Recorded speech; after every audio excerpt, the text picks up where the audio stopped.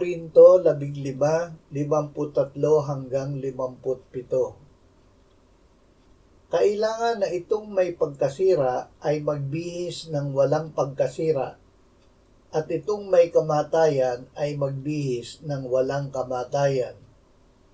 Kapag itong may pagkasira ay mabihisan ng walang pagkasira, at itong may kamatayan ay mabihisan ng walang kamatayan, ay mangyayari ang salitang nasusulat, ang kamatayan ay nilamon sa pagtatagumpay. O kamatayan, nasaan ang iyong pagtatagumpay? O kamatayan, nasaan ang iyong tibo? Ang tibo ng kamatayan ay ang kasalanan, at ang kapangyarihan ng kasalanan ay ang kautusan. Subalit salamat sa Diyos na nagbibigay sa atin ng pagtatagumpay sa pamamagitan ng ating Panginoong Hesukristo. Tagumpay laban sa kamatayan.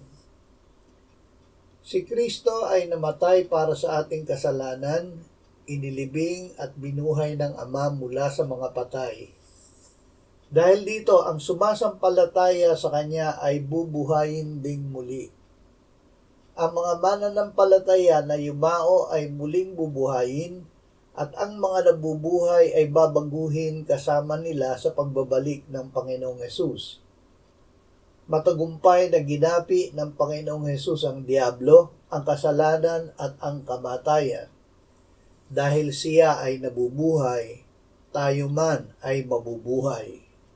Buhay, buhay, si Kristo'y